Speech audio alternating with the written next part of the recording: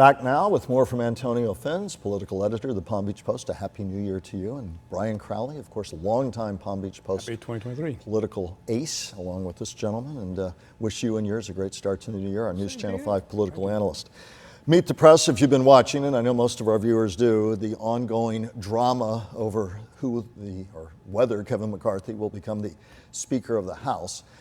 But there's been a big Florida component to that all week with lawmakers here, all the way to the former president urging 20 holdouts, arch conservatives, vote for McCarthy. It's been unbelievable, would be one way to describe the dynamic that's been watched worldwide. We'll let you jump in first, Antonio. Your thoughts?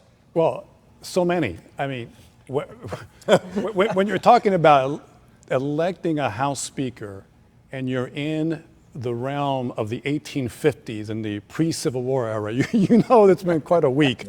I'll say this. If at the start of the week, if we had said, name the 5 top Florida Republicans, well, DeSantis, Rubio, Rick Scott, Matt Gaetz maybe, others.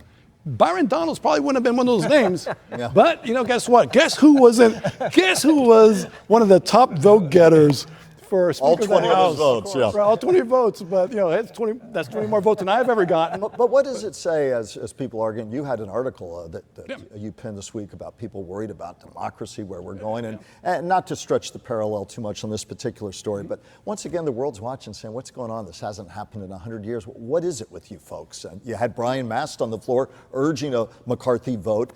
You've got the fight going on. You have the former president urging that. You've got basically, I've had people say, it's just one giant mess. Well, and I'm going to say what I always say about this. Those folks that are in Congress from Florida, and some of them who are acting a tad irrational, shall we say, they didn't appoint themselves. This is what the voters said that they wanted. The voters wanted somebody like Matt Gaetz to be in Congress, who wants to throw stones at things and break things apart without a real plan after that.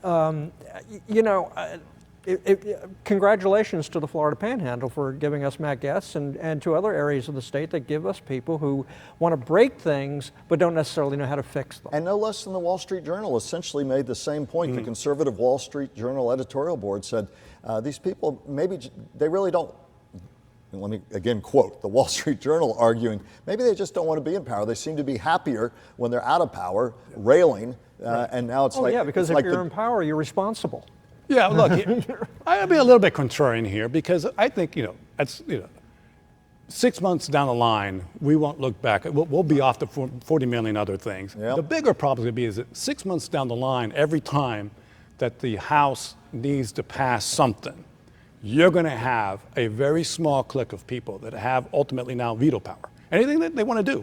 These 4 or 5 will say, okay, we won't vote for it. You don't have a Republican majority, you're done. And it doesn't matter to people at home. It's inside baseball, and you can turn away from it until it's things like debt ceiling that will have a direct impact on the economic welfare of this country and our economic standing in the world, or on bills that affect your payments, or the vote on what will happen with Social Security moving forward, and on and on and on. So the real world consequences and things that do touch our lives and pocketbooks. And I think sometimes it's easy to forget that as we bat this around. Well, I'd also say that some of the things that this small minority are talking about, not having gigantic omnibus bills that have trillions of dollars in it, and you're squeezing every single thing into it instead of breaking apart into individual items that people actually vote on and debate.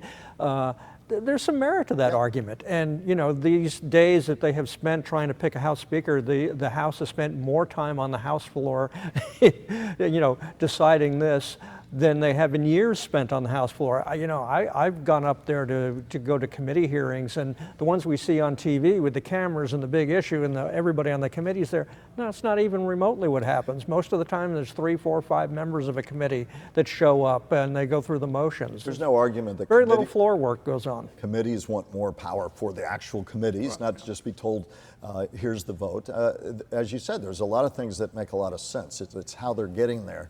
It's been the spectacle. I'm going to be contrarian again. I think that's twice in one broadcast. I know, but look, the reason that you have some of these that appear to be, oppressive rules, as to use some of the language, is to keep the nuttiness out. I mean, do you really want somebody in the Rules Committee who's going to say, well, I want to end the Federal Reserve? And by the way, I've heard that.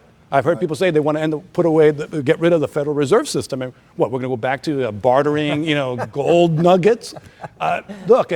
That's why the rules are there, because so that only the really legit smart stuff moves forward. Well, this is where the founding... We don't have a ton more time, and I've got to move on to something that's really roiling in Palm Beach County politics. The governor appoints Dave Kerner, a Democrat who supported him against Charlie Crist last fall, to be the executive director, Florida Department of Highway Safety and Motor Vehicles, and has now, since that commission seat needed to be filled, Michael Barnett, chair of the Palm Beach County Republican Party, appointed by the governor to be taking that seat. It's created quite a wave in Palm Beach County. We've only got a little time left, but quick thoughts from both of you. Yeah, look, on this one, Dave Kerner obviously got quite a promotion. That's a big job. I mean, the Highway Patrol reports to that department. He's a former police officer. DeSantis has, in the past, named Democrats. Jerry Moskowitz was head of the Emergency Management Service. So it's a good thing.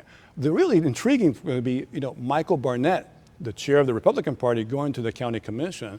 And Michael Barnett now becomes an even bigger power broker among Republican circles. He's already chair, and he's somebody wedged between both Trump and DeSantis, likes them both. Well, and suffice it to say, there was more a bit of snark I picked up on from people who were writing me about the GOP takeover of the commission, and also Democrats none too happy with Mr. Kerner's support of the governor. But Governor well within his right. Brian, your final thoughts. I mean, Mr. Kerner should do the right thing. He endorsed Ron DeSantis for governor as a Democrat.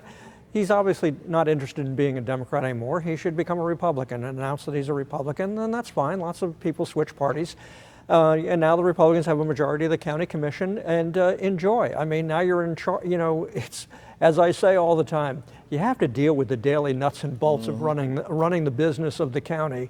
So, a lot of the stuff that people, screech about during a campaign is not the day-to-day operation of a gigantic county like ours. Enjoy. Gosh, the start of 2023, hardly anything for you and I to talk about, as well as you, Antonio, and for you to write about. Boy. I don't know what to do with myself. We'll be back with your closing comments in a moment.